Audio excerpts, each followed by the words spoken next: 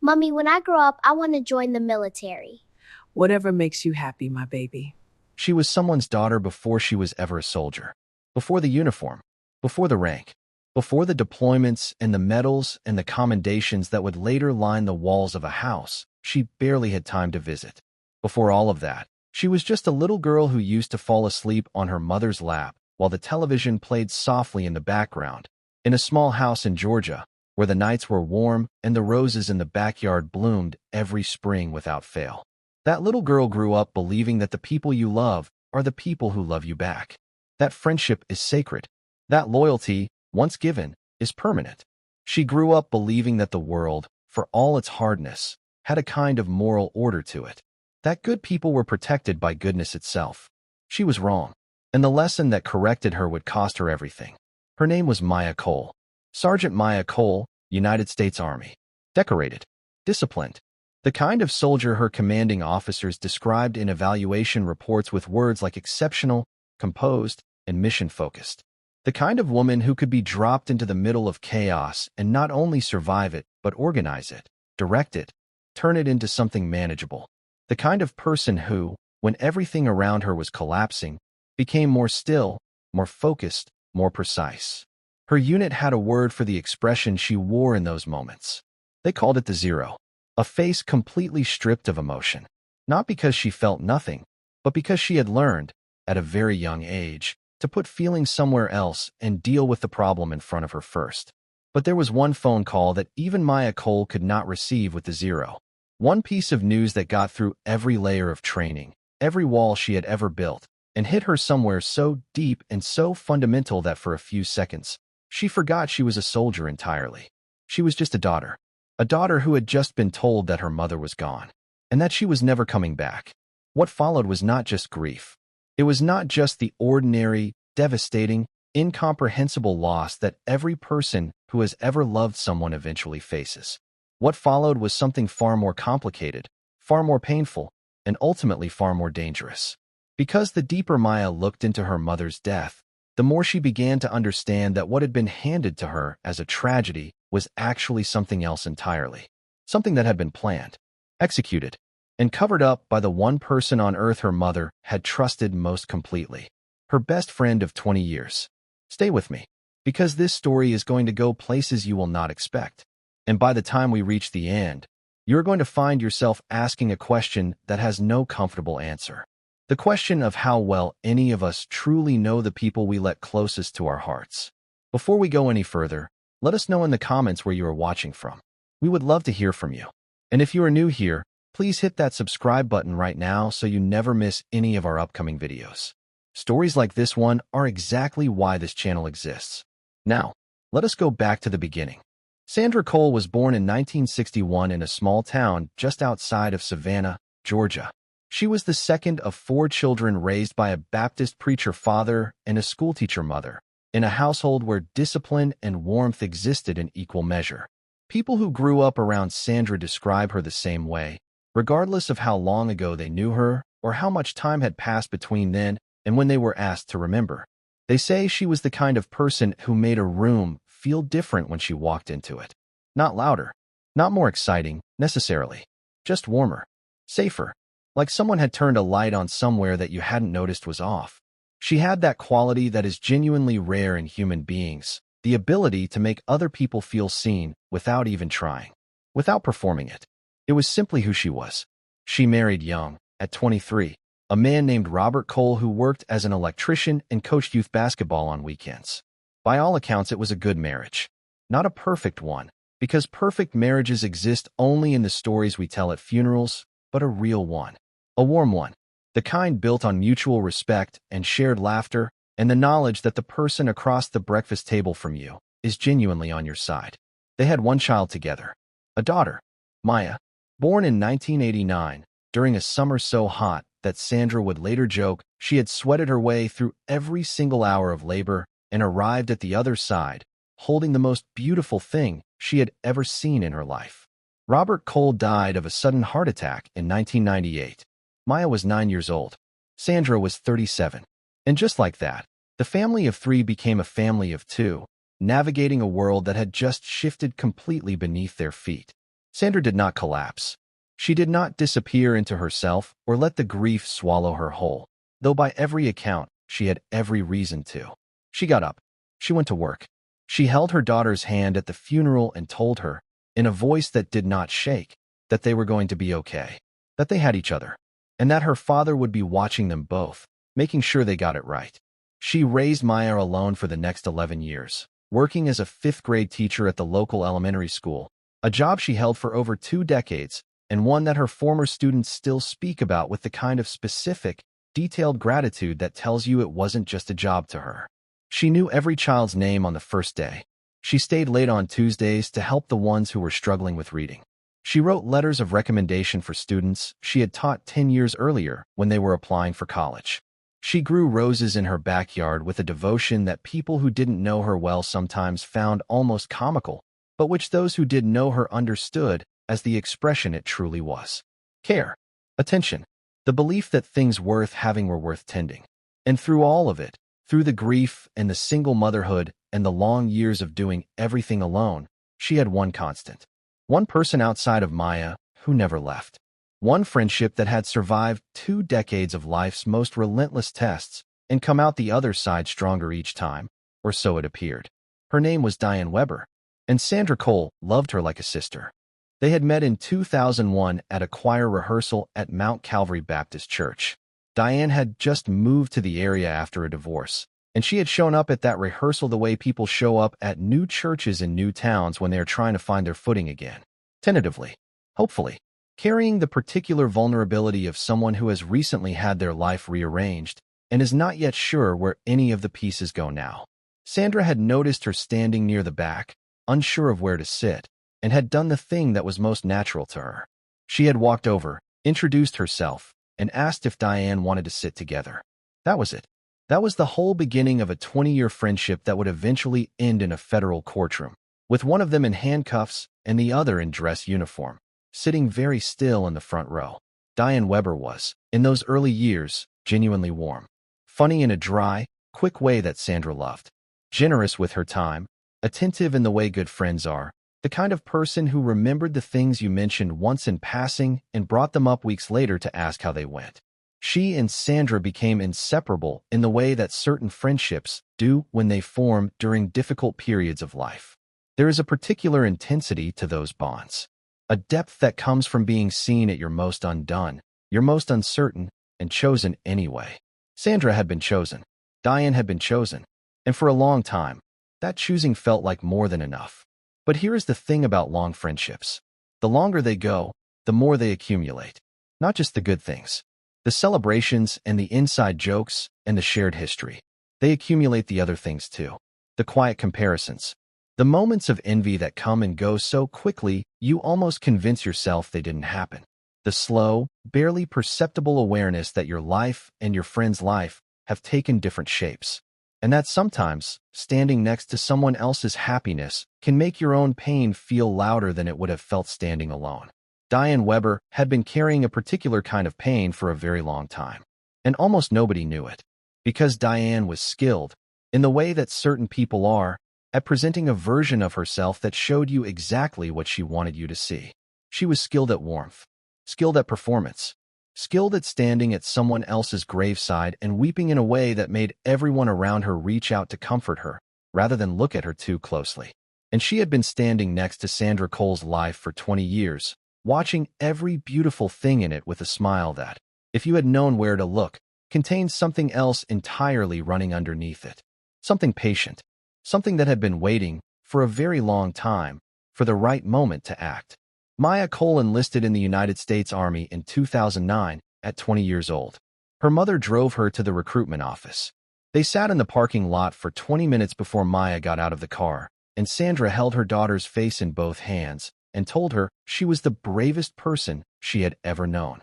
Maya laughed and said she hadn't done anything brave yet. Sandra said, "Yes, you have. You became exactly who you were supposed to be, and that is the bravest thing there is." Maya's military career was, by every measurable standard, remarkable. She moved through the ranks with a speed that her superiors attributed partly to raw intelligence, partly to physical capability, but mostly to an intangible quality that is very hard to teach, and almost impossible to fake. Situational awareness. The ability to read a room, or a compound, or a conversation, and know instinctively which detail mattered and which ones were noise. She served 2 deployments in the Middle East, received a commendation for her conduct during a particularly dangerous extraction mission in her second tour, and by the time she was 26 had been promoted to sergeant and was widely regarded by the people who served alongside her as someone who would go as far as she chose to go. She was the kind of soldier that armies spend years trying to produce and very rarely manage to. She called her mother every Sunday without exception. It didn't matter where she was, what time zone she was in, or what the operational tempo of the week had been. Sunday morning, Georgia time, her mother's phone rang. Sometimes the calls were long. Sometimes, when security protocols were tight or connectivity was poor, they were only a few minutes. But they happened. Every single week, for years. Because for Maya Cole, no matter how far she was from home, and no matter how fully she had given herself to the life she had built, her mother was still the center. The fixed point everything else orbited around. The last call she ever had with Sandra Cole lasted 47 minutes. Sandra talked about her garden. About a student who had written her a letter after 20 years to tell her she had become a nurse because of things Sandra had said in 5th grade. About a new sweet potato pie recipe she was planning to try for Thanksgiving. She asked Maya about her unit, about whether she was sleeping enough, about a boy in the unit that Maya had mentioned once in passing several weeks earlier and who Sandra had not forgotten about, because Sandra never forgot anything. The call ended the way their calls always ended. I love you. I love you too. Be safe. I will. Goodbye. Goodbye. 3 days later, Sandra Cole was dead. The call came through official channels first, because Maya was still on base when it happened, and the notification process for next of kin and active military has its own protocol, its own formal language, its own terrible efficiency. A chaplain came to find her. Maya stood in the middle of a dusty courtyard, listening to the chaplain explain that her mother had been found unresponsive in her home early that morning by a family friend, that paramedics had responded but been unable to revive her, and that the preliminary assessment was cardiac arrest. She stood there and she listened, and she did not make a sound. The chaplain later said he had never delivered that kind of news to someone who received it so completely in silence, and that the silence had stayed with him long after the conversation was over. Maya requested emergency compassionate leave and was on a plane within 18 hours. She arrived home to a house that smelled like her mother and felt like a wound. Diane Weber was already there when she arrived, along with several neighbors and church members, because that is what communities do in the South when someone dies. They fill the house with food and flowers and quiet presence, the physical expression of collective grief. Diane met Maya at the door and held her for a long time, crying into her shoulder, and Maya let her, because Maya was still in the part of grief that hasn't yet become anything other than grief.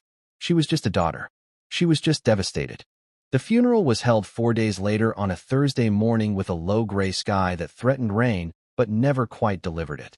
The church was full. Sandra Cole had taught in that community for over 20 years, and the people who came were not just the people who had known her personally. They were the grown adults who had once been her 5th graders. They were the parents of students she had mentored. They were the neighbors who had watched her roses bloom every spring for decades. They were the people, and there are always some of these people at a funeral, who had never spoken to her directly, but who had simply been made better by the proximity of her existence without ever quite knowing how to say so. Maya sat in the front row in her dress uniform. Still, composed. The zero. People would later remark on how strong she seemed. How together.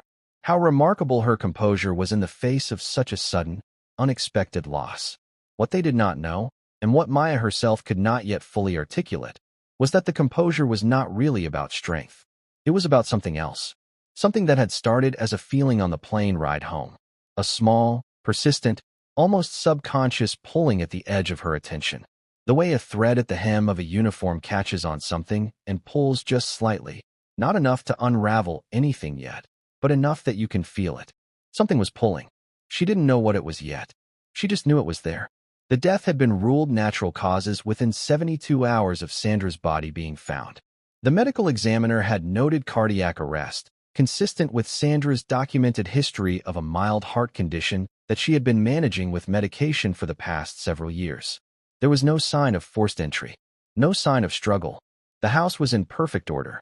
The only person who had any reported contact with Sandra in the hours before her death was Diane Weber, who had been there for dinner that evening and who had, by her own account to the responding officers, stopped by the following morning to return a pair of reading glasses Sandra had left in her car the night before.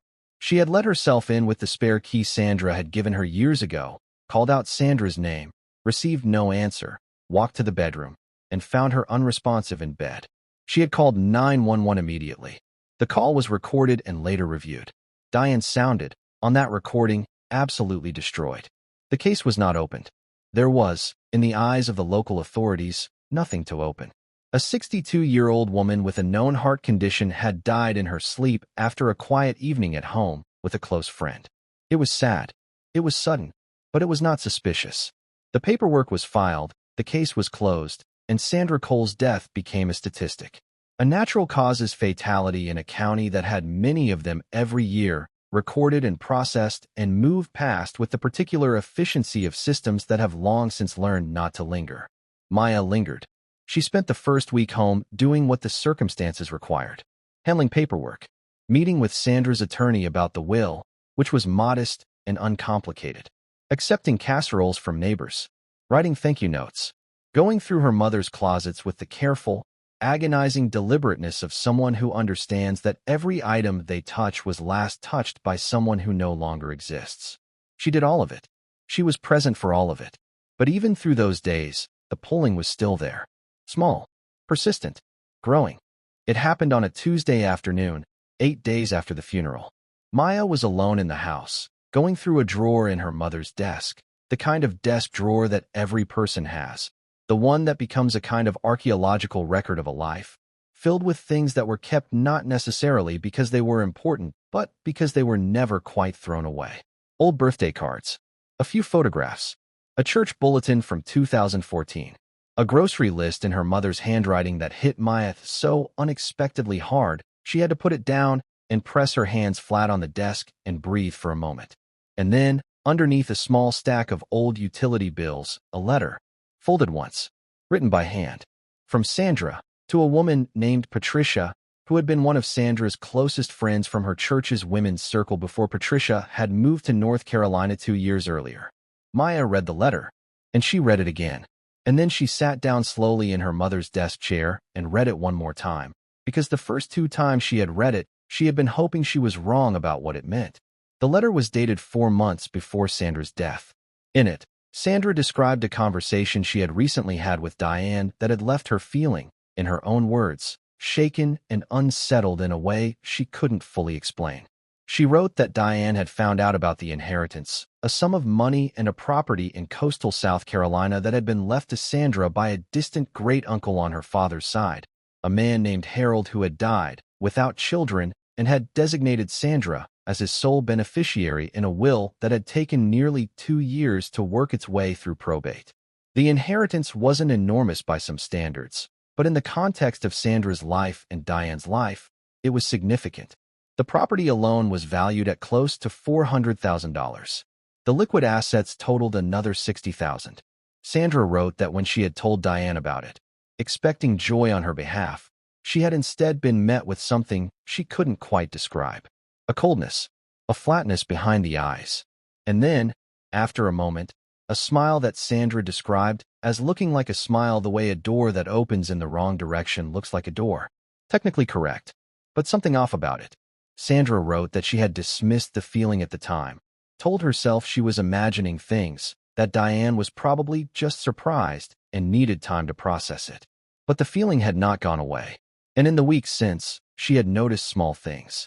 Diane showing up less often, calling less, the warmth that had always been the constant of their friendship becoming intermittent, something that flickered rather than something that held steady. She wrote, and this is the sentence that Maya read 3 times.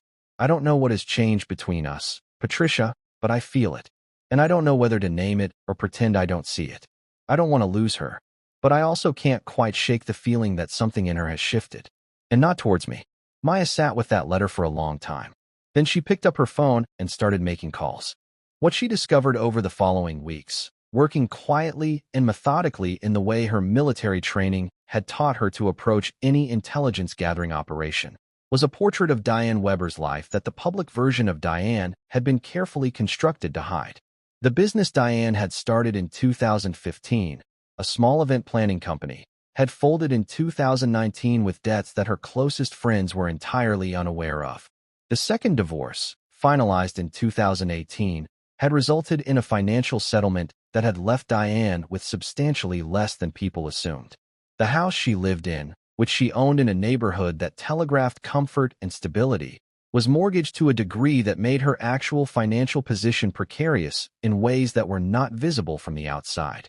Diane Weber, for all the warmth and ease and social confidence she projected, was a woman standing on financial ground that was significantly less solid than it appeared. And she had, over the course of several years of quiet conversation with Sandra, developed a belief that had no legal basis but had clearly taken deep root in her thinking. A belief that the inheritance from Harold should, in fairness, have been shared. That Sandra's connection to the great-uncle was no stronger than Diane's connection, through a complicated line of marriage and extended family relationship that a lawyer would have dismissed in 30 seconds, but which Diane had apparently spent a great deal of time constructing into something that felt, to her, like a legitimate claim. She had never stated this claim formally, never in writing, but Maya found, through conversations with two people who had been close to Diane, that Diane had spoken about it more than once. That she had said, more than once, in the months leading up to Sandra's death, that she believed she was owed something from that estate. That it wasn't right that Sandra would simply receive all of it. That some people always seemed to land on their feet, while others worked just as hard and never caught the same breaks. The rhetoric of someone who has convinced themselves that someone else's good fortune is a personal injustice done to them. Maya brought all of this to the local police in a meeting she had requested specifically, presenting what she had gathered in an organized, documented form that she had prepared the way she would have prepared an intelligence briefing. She was composed. She was thorough. She was clear about what she had found and what she believed it indicated.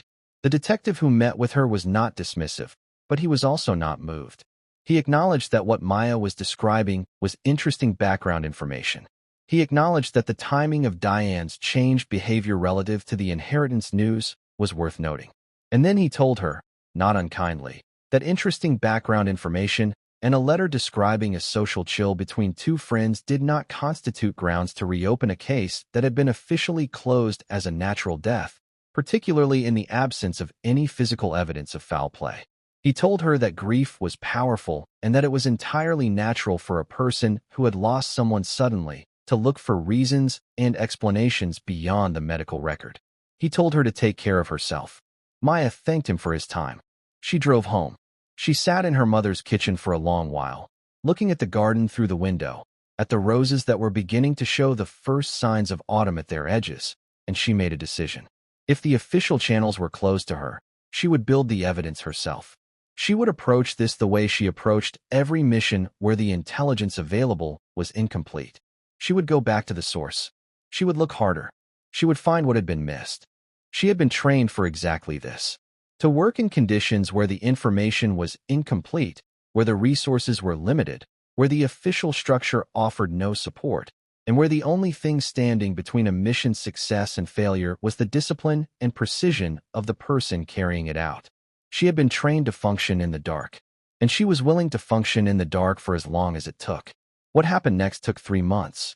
3 months during which Maya extended her leave, largely on the strength of the compassionate leave provisions available to her and the professional goodwill of a commanding officer who had known her long enough to understand that when Maya Cole asked for something, she had a reason for it. 3 months during which she maintained, on the surface, the appearance of a grieving daughter slowly returning to normal, returning Diane's calls, accepting her invitations to dinner, sitting across from her at a restaurant table and watching her carefully from behind a face that gave nothing away. 3 months of the zero, extended across an entire relationship. Because here is what Maya understood that the local detective had not fully considered. A soldier who has spent years in the field learning to gather intelligence understands something fundamental about information. It is rarely where you expect to find it. It is rarely in the obvious place. It is in the places that people forget to clean up, in the edges and the margins, in the details that seem too small to bother with at the time. You do not find the truth by looking where everyone else has already looked. You find it by asking what nobody has thought to ask yet. She asked about the wine glasses. It was a detail buried in the responding officer's initial report, a detail so minor it had apparently not warranted further consideration. In his notes from the scene, the officer had written that upon arrival, the kitchen was tidy. A single rinsed wine glass was in the drying rack, consistent with the witness statement that the deceased and the witness had shared a glass of wine the evening prior. One glass. The officer had noted it as evidence of the social visit Diane had described, nothing more. But Sandra Cole did not have one guest for wine. She had 2 glasses. Always. Maya had grown up watching her mother set out 2 glasses the moment a friend was expected, one of her small, consistent domestic rituals. It was the kind of detail you would only know if you had spent years in that kitchen.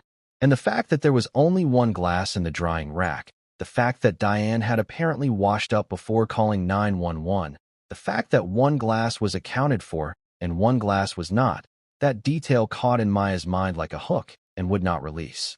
She went back to the house. She searched carefully and thoroughly, the way you search a space when you are looking not for what is present but for what is absent and for what might have been moved.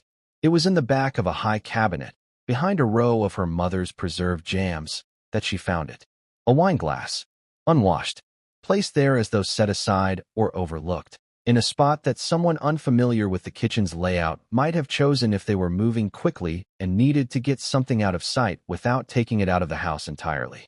She did not touch it with her bare hands. She had not entered the house without gloves since the moment she had made her decision 3 months earlier.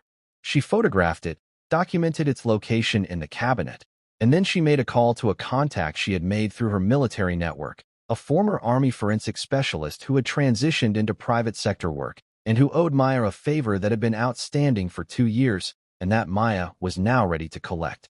The analysis took 11 days. Maya did not call to check on progress. She waited. She went to dinner with Diane and listened to her talk about a trip she was planning, about a television show she was watching, about a neighbor's dog that kept getting into her flower beds.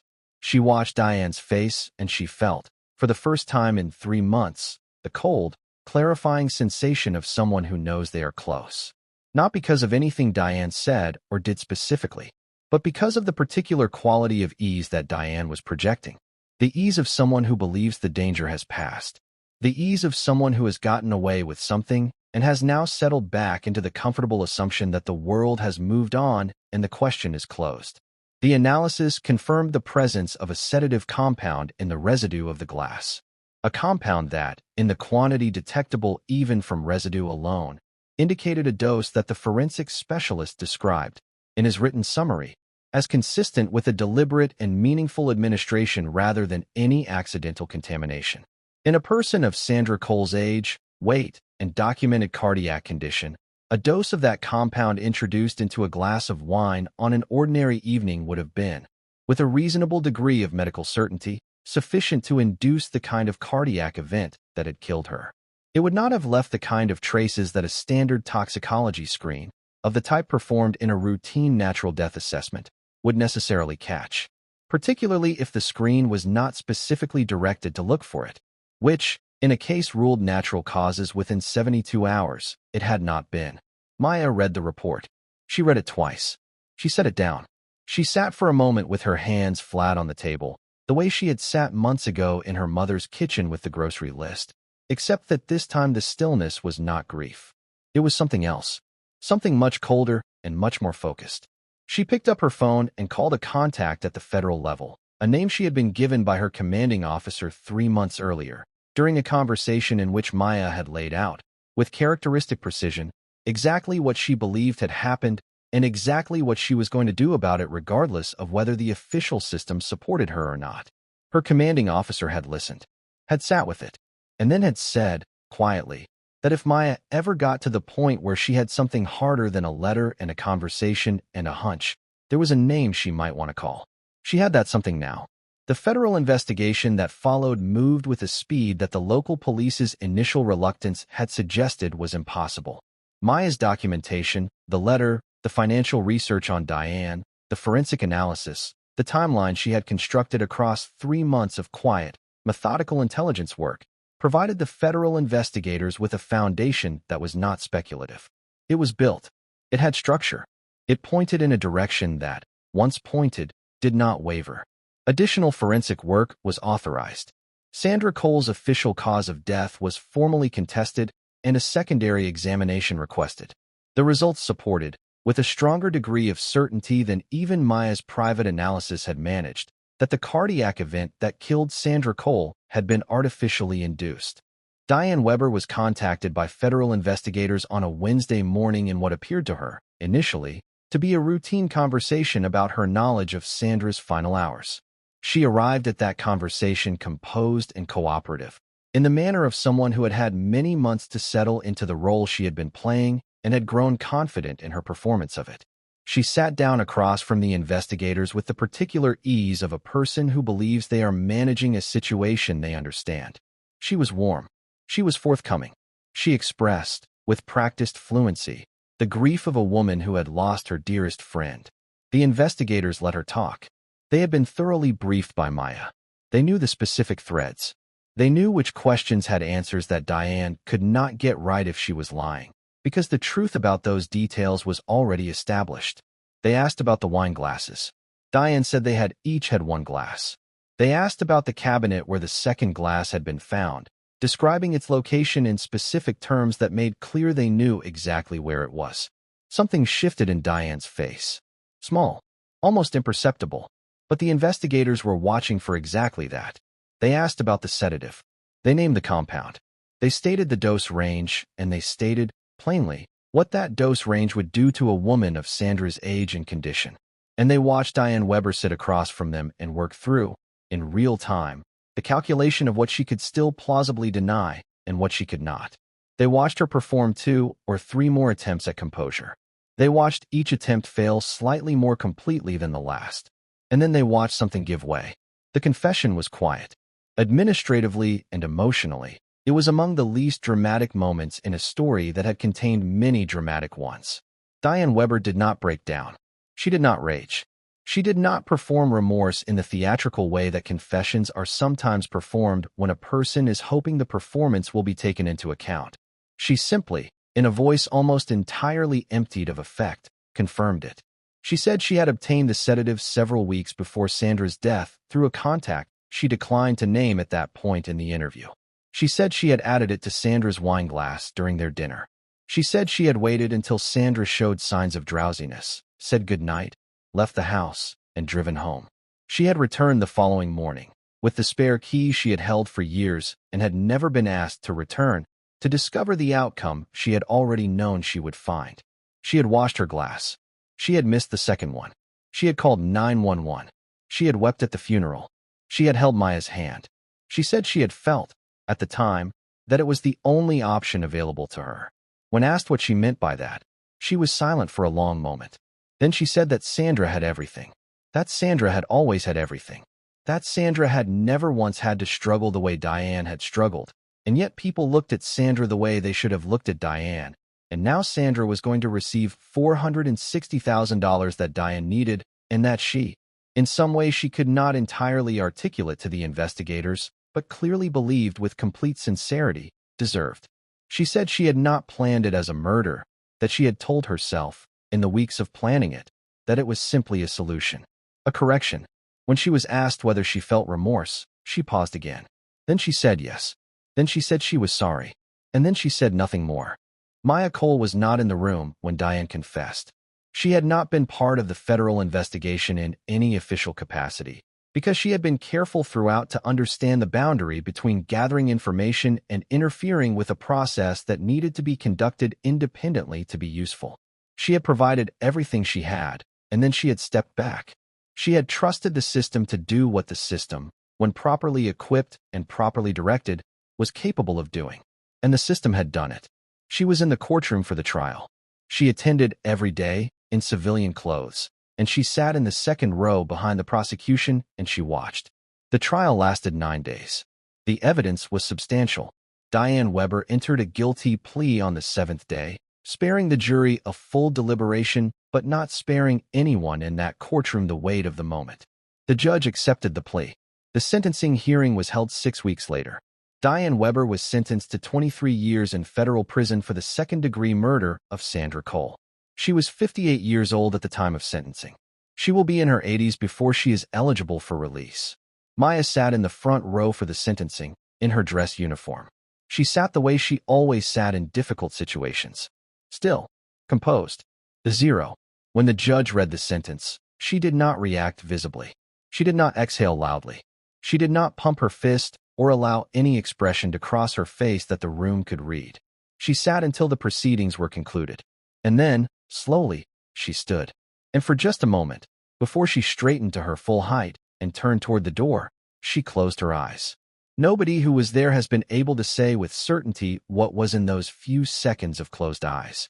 Whether it was prayer, whether it was grief, whether it was the particular, strange, exhausted feeling of a mission that has finally ended, whether it was a conversation, silent and private and belonging only to her, with the woman in whose kitchen she had once found a grocery list in familiar handwriting and had needed, for a moment, to press her hands flat on the desk and breathe. What we know is that when she opened her eyes, she walked out of that courtroom, returned to active duty, and did not speak publicly about any of it. Not then. Not for a long time. She gave no interviews. She made no statements. She returned to her unit and she continued to do the work she had always done, with the same composure, the same precision, the same focus that had defined her since the beginning. The only visible change, noted by people who served alongside her and knew her well enough to register it, was something very small, something almost unnameable. The zero was still there when she needed it, but there was something else present now too, when the situation didn't require the zero, something that had not been there before, something that the people around her struggled to put into words when they were later asked about it. The closest anyone came was a fellow sergeant who had served with Maya for 4 years, who said, simply, that she seemed more settled. Not softer, not quieter, not changed in any way that you could point to and describe as either better or worse. Just more settled, like someone who had put something down that they had been carrying for a very long time and had found that their arms, unexpectedly, remembered what it felt like to be empty, to be light, to be, for the first time in a long time, simply present in the life in front of them rather than in the one still waiting for resolution behind them. The property in coastal South Carolina is still there. The legal process that followed the criminal case took another 14 months to fully resolve, moving through courts that had to untangle the complications created by the murder charge and its relationship to the estate. The final resolution left the property and its associated assets to Maya as Sandra's sole heir. Maya has not sold it. People who know her say she visits it occasionally when she has leave, that she has done some work on the garden there, which had been neglected for years before it came to her, that she is not certain yet what she wants to do with it long term, that some decisions, after everything, do not need to be made immediately. Some things can simply be tended to, carefully and without urgency, until the right answer makes itself clear. In her mother's garden back in Georgia, the roses still bloom every spring. A neighbor has been tending them since the house was settled into Maya's name. She has not asked the neighbor to stop. She has, on the contrary, asked her to continue, to keep doing exactly what she has been doing, to water them and watch them and make sure they have what they need. Because Sandra Cole believed that things worth having were worth tending, and the least her daughter can do, after everything, is make sure that particular piece of her mother's world keeps going, that it keeps blooming, that something she loved and cared for and made beautiful continues to exist in the world, kept alive by hands that remember where it came from. The question that stays with me, after sitting with this story for as long as I have, is not the legal question. It is not the forensic question or the procedural question or even the question of whether 23 years is enough or not enough for what Diane Weber did. Those are questions with answers, even if the answers are imperfect. The question that stays with me has no clean answer, and it is this. How do you carry 20 years of real friendship alongside something like what Diane was also carrying, and not let the second thing destroy the first? How do you sit at a dinner table with someone you genuinely love, in some version, in some compartment of yourself, and also be the person who has decided to end them? What does that split feel like from the inside? And what does it say about all of us? About the way we live alongside people whose inner lives we can never fully see, whose private calculations we can never fully access, no matter how close we stand to them or how long we have been standing there. Sandra Cole had no idea. She spent 20 years believing that the woman across her dinner table was exactly who she appeared to be. She had no reason to think otherwise. She had been given nothing to work with. And that is the thing that this story does to you, if you let it. Not the crime itself, as terrible as it is, but the years before it. The Sunday afternoons and the birthday dinners and the phone calls and the moments of genuine comfort offered and received across a friendship that was, in some real and documented sense, a true friendship for a long time, even if it was also, in another part of itself, something else entirely. The most dangerous thing in Sandra Cole's life was not a stranger. It was not someone from outside her world, someone she had reason to be cautious of. It was someone she had chosen, someone she had invited in, someone she had given her spare key to. So I will leave you with the question I think this story is really asking. Not the dramatic one, not the crime documentary one, the quiet one, the one you'll carry home with you after this video ends. If the person sitting closest to you had been carrying something this dark for this long, would you have seen even a shadow of it? Would you have caught a single flicker? Or would you have done exactly what Sandra Cole did? Exactly what most of us do, and trusted the warmth because the warmth was real, and never thought to look at what was running beneath it? Drop your answer in the comments. I genuinely want to know what you think. And if you are watching this, and there is someone in your life who has been showing you, quietly and consistently, that something has shifted in them, whether it is coldness where there used to be warmth, distance where there used to be presence, a smile that looks technically correct but feels somehow wrong, pay attention to that. Your instincts are often smarter than your explanations for why you should ignore them. Sandra Cole felt it. She wrote it in a letter to a friend. She named it as best she could. But she also second-guessed it, the way we almost all do, because the alternative, believing that someone you love is capable of something that dark, is simply too large and too frightening to hold. So we put it down. We tell ourselves we are imagining it. We set out 2 wine glasses because that is what we always do, because this is our friend, because nothing terrible is going to happen tonight. Rest well, Sandra. Your daughter kept her promise.